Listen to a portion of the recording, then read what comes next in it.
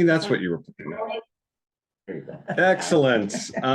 We are picking up First Samuel. We're going to be doing for the next couple months, First Samuel and Second Samuel, which are narratives. And we are in First Samuel. We're going to be starting chapter 8.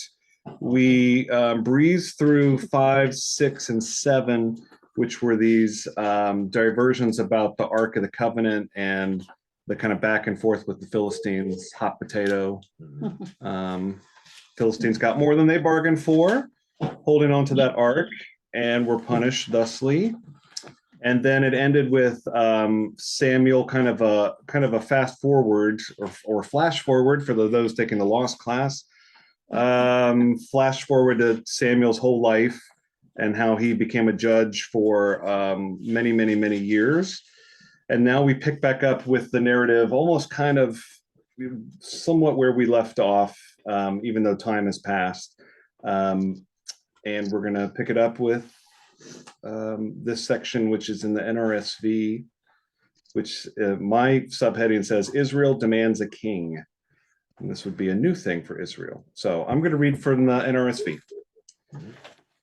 When Samuel became old, he made his sons judges over Israel. The name of his firstborn son was Joel, and the name of his second, Abijah. They were judges in Beersheba. Yet his sons did not follow in his ways, but turned aside after gain. They took bribes and perverted justice.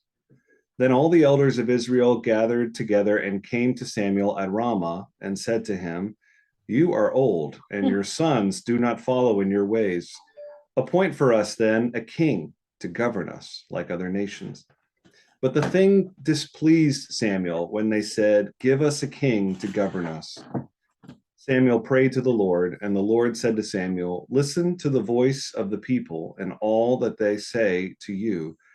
They have not rejected you, but they have rejected me from being king over them.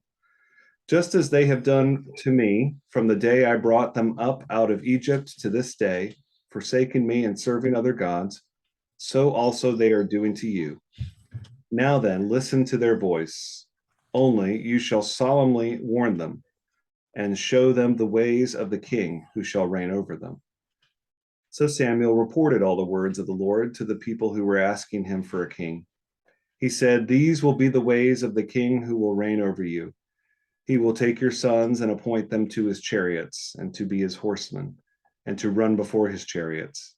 And he will appoint for himself commanders of thousands and commanders of fifties, and some to plow his ground and to reap his harvest and to make his implements of war and the equipment of his chariots.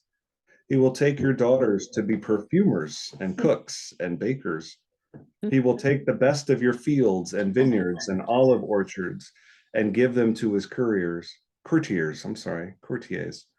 He will take 1/10 of your grain and your vineyards and give it to his officers and his courtiers. He will take your male and female slaves and the best of your cattle and donkeys and put them to his work. He will take 1/10 of your flocks, and you shall be his slaves. And in that day you will cry out because of your king, whom you have chosen for yourselves, but the Lord will not answer you in that day." But the people refused to listen to the voice of Samuel. They said, "No, but we are determined to have a king over us, so that we also may be like other nations, and that our king may govern us and go out before us and fight our battles." When Samuel had heard all the words of the people, he repeated them in the ears of the Lord. And the Lord said to Samuel, "Listen to their voice and set a king over them." Samuel then said to the people of Israel, "Each of you return home." So the populist movement and societies is nothing new. So timely. Very timely. Yeah. So what are your thoughts or takeaways here? My interpretation says servants, no matter if it was courtiers or slaves, was the word It servant. just said servants. Yeah. Interesting. And which translation is that? What have I got? I got the Geneva Book Study. Okay, excellent. I like this because it gives you little hints. Yeah. Always good. Yeah. The Message has the daughters being beauticians and Oh. waitresses and cooks Okay. instead of perfumers. Still some hope for the ladies, right? An ointment You see, maker. I would have much rather been a perfumer, a cook, or a baker than Oh, a yeah. soldier or whatever. Right. But probably would not have been allowed to do that. Unless I was a eunuch. There you The go. eunuchs got to do that kind of stuff. I think. They have to be in charge of the women. I find it interesting that they make a mention of this here again, that as soon as, and it seems like in Exodus, the slaves were in Egypt were praying for generations to be set free. But as soon as they're set free, they turn their back on God. That's interesting. Well, the one thing that is true from say God's point of view, it is definitely true. But they do want to take pains to say a lot of time has passed. Well, even in the desert though, when Moses That's was true, up on the yeah. mountain, they turned their back and they wanted, Made that golden Aaron to calf. make them Yes. an idol, and They are a fickle people, I they, think that God really, says at did some they point forget? too. Did they forget that they were like Yeah, enslaved there in Egypt and it's a good point. couldn't be Yeah, patient? But I think some of that goes back to, and you even see it today in some societies. And I think it's why some people commit crimes over and over again so that they can be in jail. They need that structure. And maybe that was part of the Jewish They don't know any tradition difference. is Yeah. being a slave wasn't a good life, but it was structure. right. And when they were free and didn't have the structure, they didn't know what to do because Yeah, nobody was exactly. telling them what to do. And Moses Exactly. was gone. He was up on that mountain. Right. And so he Yeah, couldn't you're right with that. tell them Which- what to do. Which is also, like And you see that in today's society. a lot. exactly right. The wing of the country that is sometimes we say it's 30% or whatever. I still think it's frighteningly significant number of the country just wants us to burn it all down and just let it be like the Wild West a little bit. And it's just, the fear is kind of what you see here of just it will just devolve to chaos without Mhm, a hierarchy or leadership or people that know how to lead. mhm. Well, you see that in our military today. Mhm. I mean, you have your upper Yeah. echelon who are the leaders, but the rest of them, they stay because they need that structure. Yeah, that's Hmm. right. Well, and it seems like that the leadership, they're fickle about the leadership that they have. Mhm. They'd rather have leadership that's selfish than leadership that's giving. Yeah. I mean, everybody today is screaming about all these liberal people that want socialism. Well, some social programs are good. They really don't want them. I can't Well, and believe many of it. those people that are screaming about it are taking advantage of those social programs and don't really realize where the root of it is. Right. They just know it's a bad word. Yeah. They don't know what it means. Yeah. It's I hard. just have one thing to say, make Israel great again. I think Put it you're on right, some red Peter. hats, call it Yeah. a day, right? Who's gonna be the leader? It's really true. There is a saving grace in this section. I mean, there's something, we read it with a little lens of tragedy, post 2015, I think. Mhm. I think verses 6 to 7 are really telling because for one, Samuel is hurt, like he's personally wounded that they want a king. Because from Samuel's point of view, I thought this thing with God and me was going really well. I don't understand, why am I being rejected? But the other beautiful thing, if you kind of blink, you miss it, is that God says, "This is not on you, Sam. This is on me. I take this. I'm taking the heat here, and this is a rejection of me," which I think is really both big of God. There is kind of a personification of God here that we haven't seen in a long time, since maybe like the Garden of Eden, where God feels a little bit more like a human with human emotions. But there is this kind of, it's very much like the whole point of prayer, which is to give the things that we can't control over to God. Because God can take it, God can handle it on our behalf. And God doesn't say he's upset or she's upset, but there is kind of something too about God trying to just kind of free Samuel from the feelings that he's feeling a little bit. Yeah, So- there was no smiting. I mean, No smiting. Yeah, he's done with smiting. So I have a question. Is in the Bible, with all these prophets that are in the Bible, are they only like one at a time? There was no other prophet other than Samuel at that time? No, David's shaking his head. No?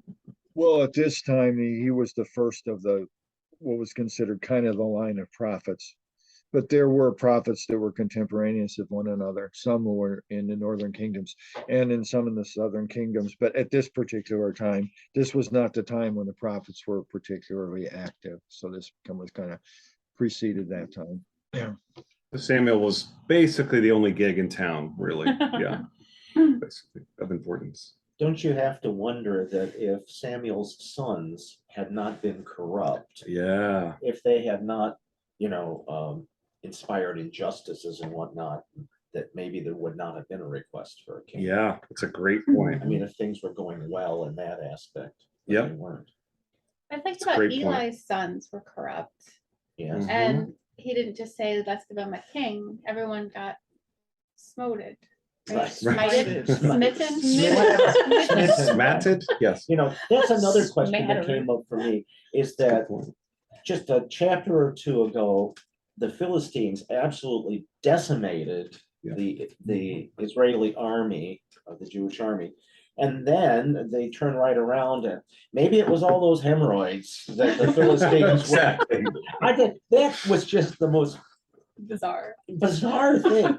What's even more bizarre was then they had their royal goldsmiths do little The- golden copies of hemorrhoids. I'm thinking, what a Yeah, I forgot you weren't here last week, Greg. Yeah, we were No, I talking about that. wasn't. The hemorrhoids, some of our translations said tumors because but yeah, the kind of point of the hemorrhoids was more to embarrass the Philistines. With trying to think of a punishment that would really humiliate them. Yeah. But Yeah, you're right. Go ahead, David. I was just going to say, I think Greg points out something important here. I think part of what's going on here is that Israel, they want to be greater. They want to be like the other nations with this mighty king to lead them into victory. They don't want to be bound, they don't want to be beaten up on by the Philistines anymore. They want to be the ones doing the beating up. And so that's one reason I said make Israel great again. They want a strong man to lead them Exactly. into victory and stuff like that. That's what they're after. They don't want to be what God wants them to be, which is a servant to the other nations, an example of his his mercy, his covenant. They want to be on top. So yeah. So It's impossible to read it for all of us without hearing another voice, easily mocked voice saying, we need to be more like Putin in Russia. We need to be more like chairman of China. Mhm. China. Yeah. And all these Thank oligarchs you. in the past couple of weeks that have mysteriously died under Putin's reign. Right. People want that. They do. You know. I think they do. Wow. I think they Let's see do. how it turns out for the Israelites. I have Yes, a question. right. Let's. I have a Exactly. question. Has there ever been any estimation of what the actual population of Israel was at that point? Oh, I'm sure I there mean, is. to me, I've always thought of it as kind of a smallish Mhm. kingdom. I mean, so it's easy to comprehend something like the Babylonians, who had a vast empire coming in and just sweeping them away. But the Philistines, I have no idea what the respective populations of, those two groups were. And how it was that the Israelis were able to rebound and Right. defeat the Philistines. Yeah, it's not clear to me how many there are in there. I'm looking at David, whose head is I'm shaking too. Googling. Good. It's just like Cue Googles. historical history when you're talking about these battles, and thousands of people are dying. Were they popping them out like rabbits? Yeah. Where do they all these people come from? And it's part of it is a symptom too, and David, correct me if I'm wrong, but this is something that's written, was an oral history being written down, and it's merging, it's really the first part in some of the first places in the Bible where it's merging with real history. And yet the facts and figures aren't quite right because they're dealing with memory instead of, a history book. This is the first time people are thinking to actually keep a history of things written down. So it's muddled. Yeah, and as you say, they're telling this story for reasons, and it's not historical accuracy. And there are lots of actions at play. We don't really know. It's far enough back in antiquity that we don't know how hard the Israeli, the Hebrews were, or the Philistines either. That's just conjecture. But it's important to know that there are people that historically they look back and they don't see this small but still this nation of Israel. They see more evidence to support a conglomeration of kind of tribes. It even has to do with the Exodus, that there's not really a strong historical record that would show that a vast amount of Hebrew slaves left Egypt at one time, and then when marched out into the wilderness and then formed this big nation that was all tied together ethnically. So it's really a complex situation. It's so far back in time, and there's not a lot of actual history outside the biblical account that attests to what the historical facts here. Yeah. To me, it seems too like when they're talking about having a king, back then, the Hebrews, even though they lived in the Jerusalem area, seem more like they've always been a wandering people. And to have a king means to have a kingdom, and to have a kingdom means to expand it. So what they're really wanting is a general. Right. Well, Yeah. they also, I think That's right. some people wanted to simply unify all the tribes. I mean, when you've got 12 tribes Mhm. that all have their own agendas and histories and acrimony, amongst themselves, it really takes a strong personality to unify into a single kingdom. Right. Yeah. They want a hero, Right. or They were terrified. They were afraid of what had happened, and they're being motivated by their fears to be like other kingdoms they see around them that are more successful. And I think we see that functioning right now Exactly. in a lot of the politics throughout the world. In the United States, a lot of people are motivated basically on fear of what might happen. So they want someone strong. They want a big, strong daddy to protect them.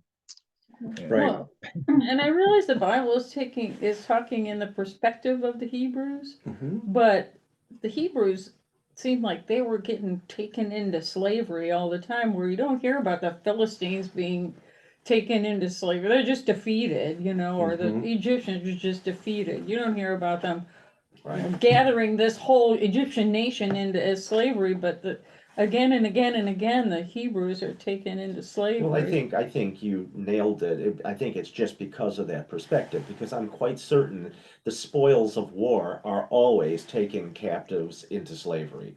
So all of these other peoples, at some point, I'm sure, experienced that themselves too. If they were defeated, then there were going to be some that were taken, especially women and children, Right. When I was in college and I took a course in ancient Middle Eastern history, what struck me first, being a religion major, was how small both Judah and Israel were. They were a little tiny spot there that was right here in the center of all these competing empires that were fighting over the area. And it's amazing that they survived it all. The fact that it wasn't surprising that, it was Egypt and it was Babylon, and all these different nations. They were just this little nation, Israel, that for some reason we believe as Christians God chose for a particular purpose, but in terms of worldly power, in terms of an empire, they were really insignificant. They were just totally at the mercy of what was going on around them. Right. And go ahead. I was just gonna say, you have to remember when you read the Bible, anything in the Bible, it's all with reference to the to the Jewish people. That and that's who they're referencing. It's not a history book for all of the nations in the area. It's just referring to the Jewish family group. And I think that makes it different because we don't know just through the Bible what's going on in the other all over the round. I was thinking about too, and we were talking about we want a strong leader, and we did that with our politics. We want a strong leader, and it doesn't matter who you get put in the government, whether it's Biden or Trump, or go back to Nixon and Reagan. There's certain states in the United States are not going to agree with him, and certain states are going to agree with him. And that's probably a lot what happened then. A lot of people just didn't, Saul was not, we'll see going forward, is not a good king in the end. But you don't know what you're going to get into. And it's just not everybody's going to like what you get. Exactly. And Samuel was explaining that, you're not going to like what you get. They're going to do kings will do all these things, and you're not going to like it. But, and then God comes back and says, let them have it. Yeah. Right. And it's not painted in a, oh boy, we're going to get a king. Things are about to improve. It's painted in with this like warning couple times here, several times, of just be careful what you wish for. And that's because hindsight's 2020 for those who are telling the story. And I think to remember that, I think this gets back to what Carol was asking, that so much of the story of Israel is about them being in slavery and bondage, is because think of the audience at the time. They're in exile when this was written, and they are this is the shaping of the narrative is to basically say we've been here before many times, sometimes devastatingly, like when we were in slavery in Egypt. And this is this is common, which is that God always shows up for us. It's we who are. There's actually pretty human and really conciliatory kind of thing to say that what God is going to be with us no matter what, but we have to work at being better in our end of the relationship, which is kind of the ulterior message throughout. But mostly also to say the present struggles that you're going through are temporary, and God will get you through that, just as God did with Israel and here too. But it doesn't mean there's not some tough times to go through. There's one other thing that really interested me here, and that is that evidently Israel was not unified in terms of acknowledging the one God. They might have had God, the Lord, and all that, but for all of these people to give up on Baal and Ashtaroth and all that, Right. part of these religious reforms. So people were still worshiping other gods as well as kind of following the party line, so to Sure, speak. yeah. And that was seen as part of the reason that they had so many travails, that they were still worshiping these other gods as well. That's right. And like, I just to follow up on what you said, Greg, that these books were written in times of exile, and times when they're saying people in these crises times were saying, well, why did this happen to us? We're supposed to be God's chosen people. How did this happen? And so they come up with theological explanations. Well, we did this, or we didn't do that, or we didn't take care of the lost, the poor, the whatever, and we found. But this isn't them trying to explain how they got there and still hang on to the fact that there was a future for them and God had called them His chosen people.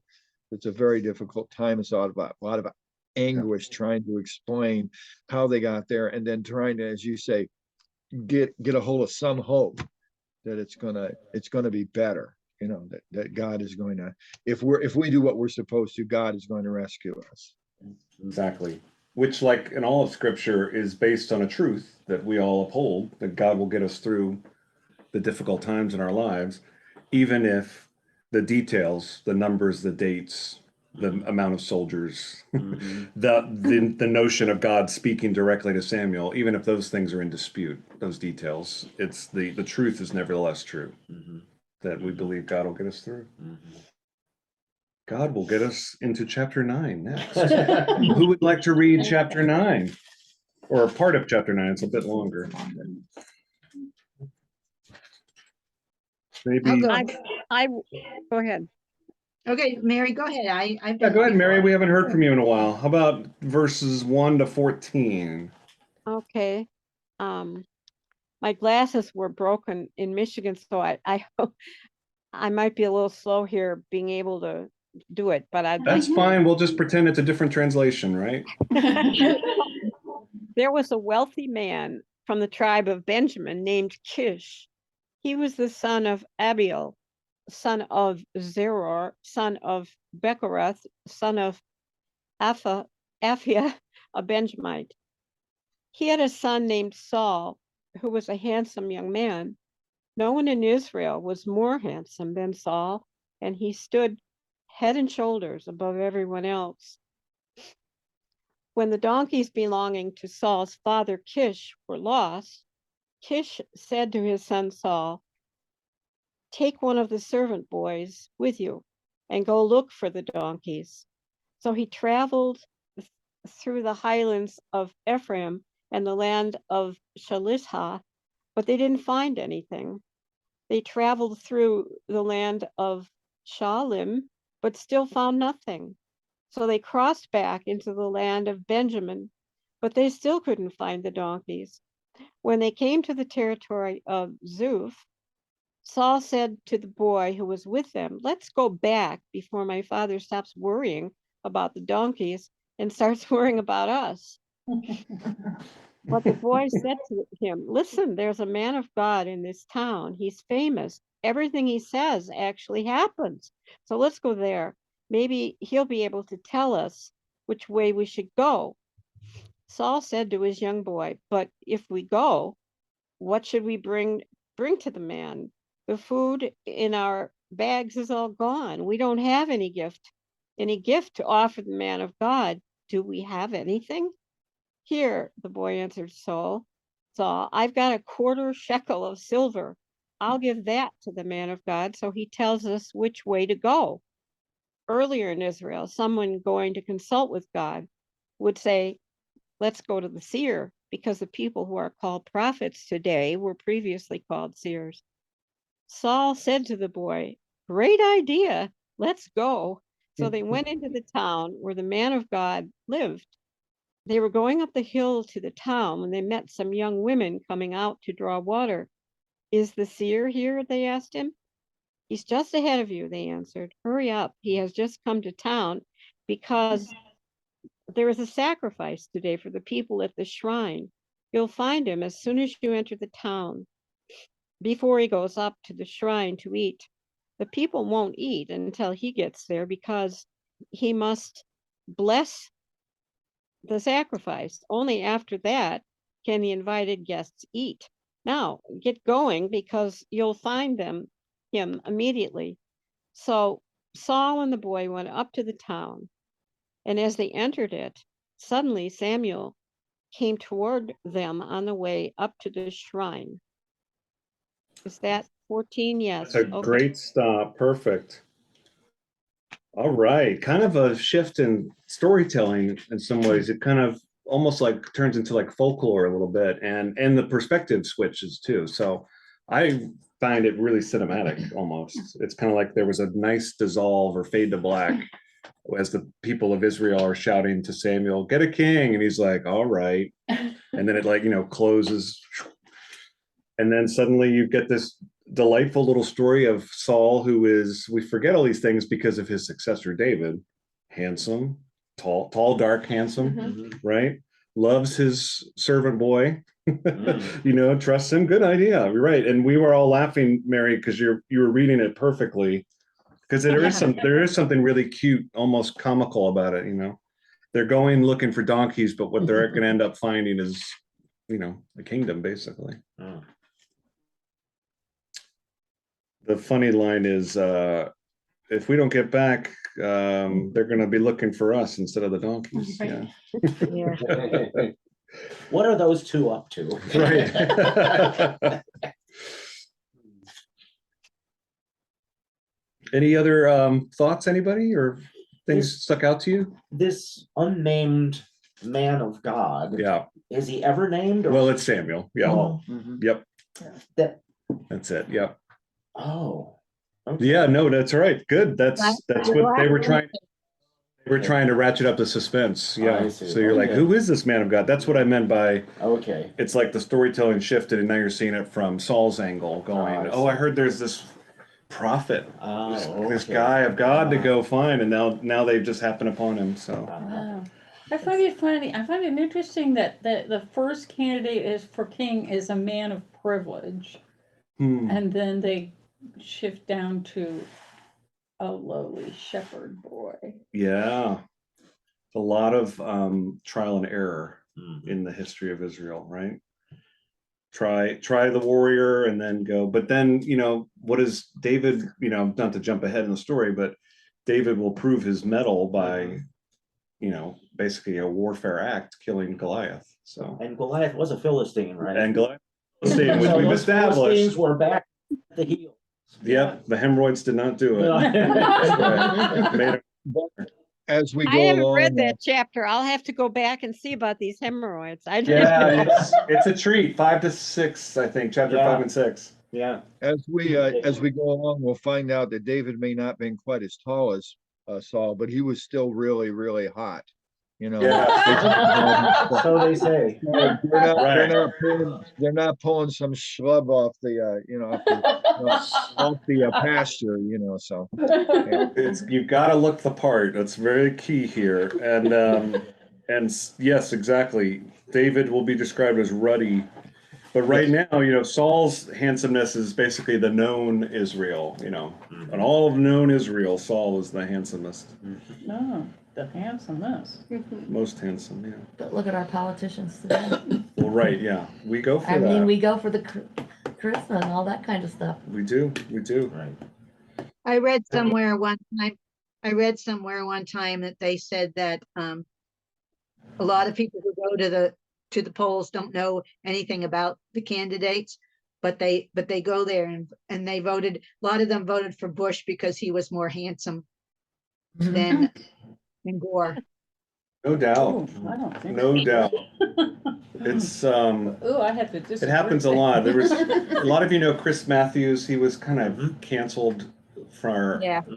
I'm not quite clear on the details, to be honest, but he I really enjoy his writing, and he's also a Carolina grad, so unfortunately. But he wrote a book about 20 years ago, and I'm just saying how, and this was before Obama, just saying that presidents, kind of basically what you were saying, Leslie, the presidents that tend to win are the ones, he called them this, you can see them with the sun in your eyes. You can just picture them out with their rolled up sleeves waving, and they just, you know, they just smile really well, and they're symmetrically face people like think Reagan, Kennedy, Clinton, you know, these are handsome men. Gavin Newsom. Gavin Newsom Just you watch. shows that, yeah, he's got that When quality. I was in college, and I took this sociology class, and it was just a known.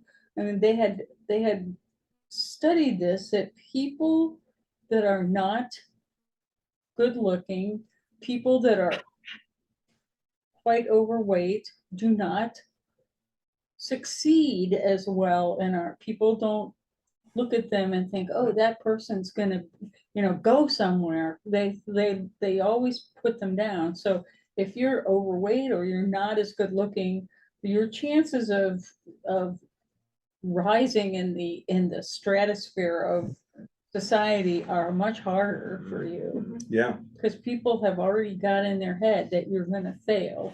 there was to keep it as super relevant. There was a debate last night in Philadelphia, in Pennsylvania, between the Senate John candidates. Fetterman and Mehmet Mehmet Oz. Yeah, Oz. and and a lot of the speculation I saw on, at least on Morning Joe this morning, was that, Oz won it kind of by default because he has a clean bill of health and he's made for television. Yeah. Mhm.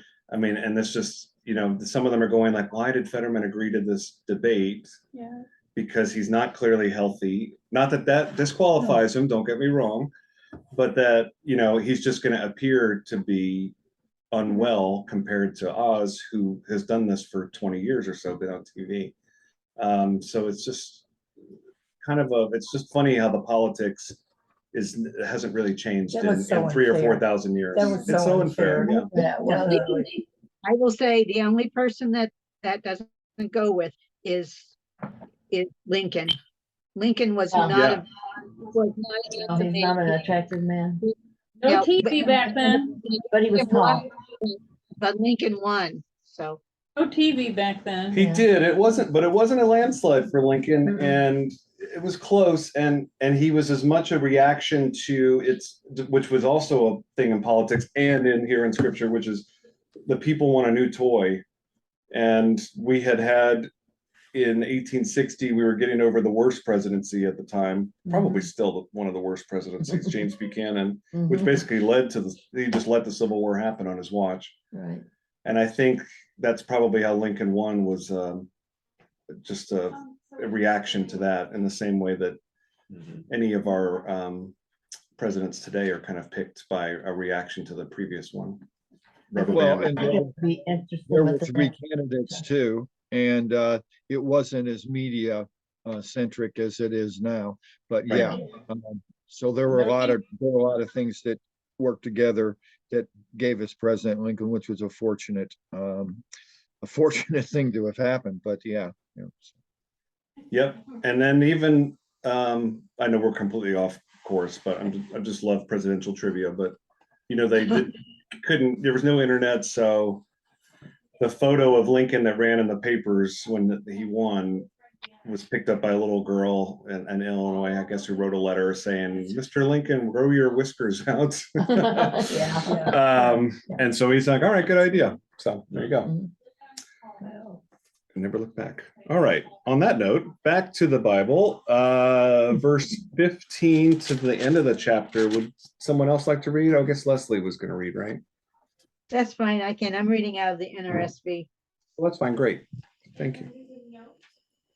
Now, the day before Saul came, the Lord revealed to Samuel, "Tomorrow about this time, I will send you to a man from the land of Benjamin, and you shall anoint him to be ruler over my people Israel.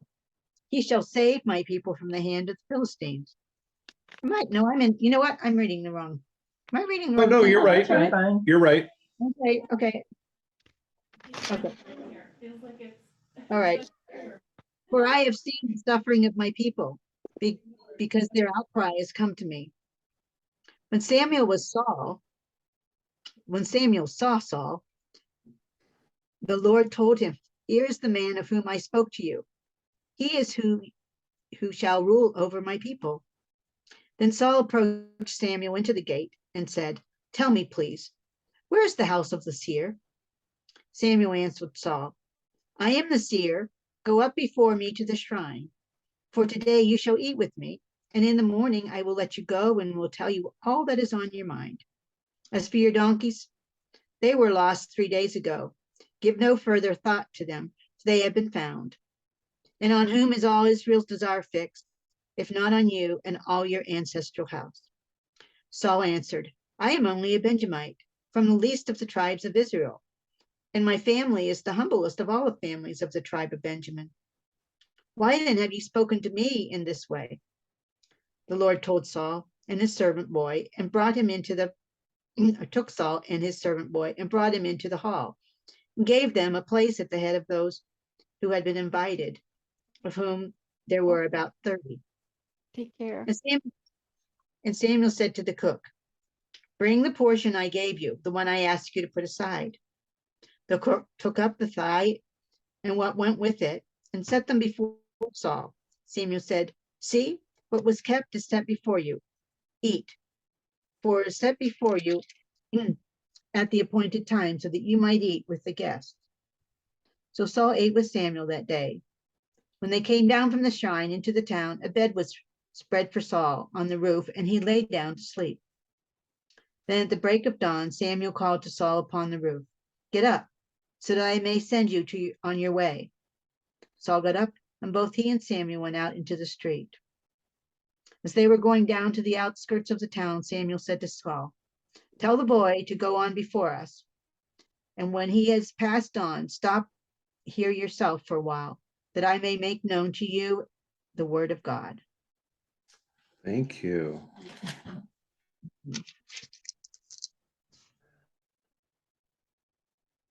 Beware anyone who says, "Oh yeah, my family's the humblest of all the families."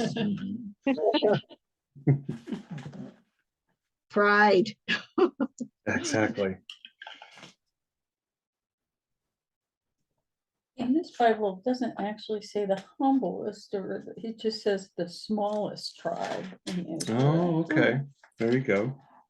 That's probably better. So again, there's a little bit of a perspective shift back to back to Samuel, and we see it from his point of view in a kind of a flashback of the day before of God saying, "Oh, and this guy Saul is the one that should be a good choice for your king." And so that's now they kind of have this little dance, which is over a meal. So, I'm just kind of interested because having read ahead, I know what's going to happen. I just have to ask the question right here. I was wondering, why did God choose Saul? Why did Yeah. God? that's what I was gonna say, Samuel. if Saul's gonna be such a epic fail, is God choosing him because he warned them not to go with a king? Because these things are gonna happen? Like you So made he your chose bed, Saul no to line make these things happen? Right. David's got a crooked smile on his face because this is my. That's a good question. I thought No, the same it's- thing, Carol. That's it's a a- good question. It's an Yeah. excellent question, and it's It's like Yeah. God saying, "I'll show you." Yeah. Again, don't, Is beware of what God, you ask is for. God rigging the system before it's even Right. begun? Perhaps. You Is, know, I've even wondered, I'm sorry if I do this too much, but I've wondered about the present situation. You know, I've thought, okay, are we getting what we deserve in having to deal with Trump? And has anybody else thought about that? Oh, no, That no, might but I'm, help. I'm worried about Yeah. what's Oh, I am coming. too. Yeah, I think yes. I think a lot of people are wondering if we did this to us. I certainly think a lot of people who skew on let's say skew away from Trump. I don't want to say progressive, but say the spectrum that is beyond Trump. You would say maybe we took for granted Yeah. some of the complaints or some of the grievances of the last 15 years. I think I'm certainly guilty of thinking we had solved racism when we elected Barack Obama. Honest to God, I think a lot of us felt that way, right? That we felt like, well, we did it. Well, at least we saw a real starting point. Yeah. I mean, and that's really what it amounted to. You may recall that Bill Clinton really tried to establish a national dialogue on race and all that. And that was so short-circuited right from the get-go. Right. People weren't gonna have that, Mhm. you know. So I it did think seem one like a thing- glimmer of hope anyway. Yeah. Hope doesn't mean things are set in bronze, but Right. we had that sense of hope for a while. Mhm. I think one thing we might want to be looking at this point is that what First Samuel is doing overall. And I think we need to keep in mind that First Samuel in a large part is an apology for David as king. Or at least it's the beginning of that. It's a eulogy to David. It's all pointing towards him and making him look to be the good guy. And so this is the kind of setup for that we're trying to set. The reason David was made king was because Saul was such a failure. David was the good guy. Saul was the bad guy. And because the nation of Israel is looking to David as their and a king coming again like David, maybe to save them out of their problems in exile and that. And so they're really making the case for David as the hero, and they're setting Saul up here for a big fall to be the enemy, the bad guy, the loser, the one that David rescues them from. So yeah, Exactly. But it's and that is all, it's all great, but it's also amazing how innocuous it starts. How Saul doesn't come in it going like, it's not black and white, basically. It's not like Saul comes in and going like, oh, this guy's clearly the wrong choice. Everything sounds kosher, pun intended. Mhm. I was reading, there's the verse here, check on 16. He's telling that God's telling Samuel to anoint, that he will be anointing Saul. And he says, towards the end, he says, he shall save my people from the hand of the Philistines, for I have seen the suffering of my people, because their outcry has come to me. And it reminds me exactly of Moses going in and saving the people from the Egyptians, and he had seen the suffering of his people as slaves, and their outcry for them to be saved. And Yeah. it just helped me realize that Saul was supposedly kind of like to be a savior like Moses was, but Israel was, yes. but it doesn't work out that way. Right. Totally. So I think you're spot on of this kind of the intentional echoes going on here. Yeah.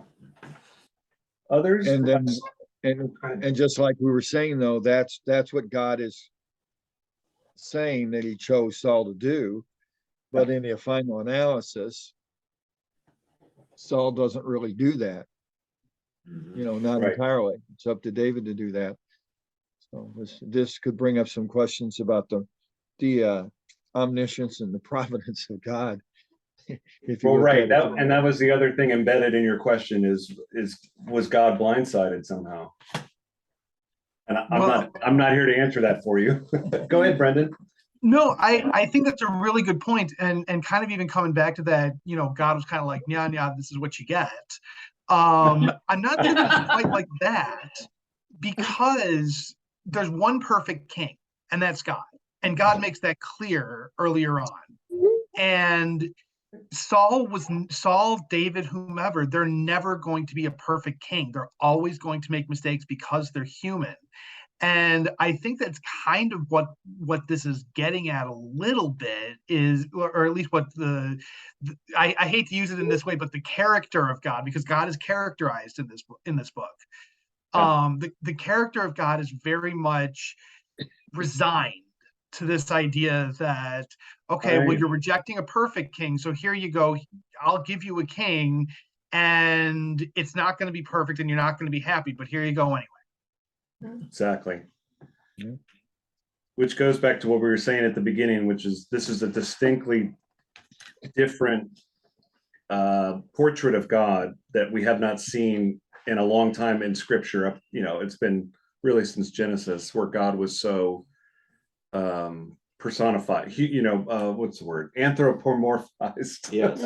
That's the word. Yeah. And it's almost like, looking at it in human terms as a parent, your child wants something, Yeah. and that it's not going to be the way they think it's going to be, but you let them have it anyway because they have to find that out for themselves. Right. Or because you want them to shut up. I gotta But listen to everything it. comes with, give them the candy, but then they're going to be up for 2 hours. Right. You're very right. I mean, the paternal, maternal aspects of God to the people is always embedded in there too. Yeah. Good stuff. Anybody else or anyone that hasn't spoken that want to offer anything to reflect on? Nope. Sorry we brought up so much of today's politics if you were trying to escape it. It can't be It's hard to escape sometimes, I huh? don't think we can Especially escape when you're anymore. being blasted with it every minute. I When am you so turn the tired of the radio on or the commercials. TV on or. Yeah. Yeah. I'm sorry I brought that up. No, you didn't bring Just it. get married. No, actually, the text brought it up. Yeah. Yeah. We've I'm been, glad when the election's over and the commercials are gone. Yeah. Yeah, once people the mentioned election's it, over, but I then may they'll not start get up any for mail. twenty Oh, yeah, twenty-four. Yep. What's that, It Susan? I said, once the election's over, I may not get any mail. That's right. we have been watching, we've been watching the baseball playoffs and the World Series, and it's all on primetime TV and stuff. And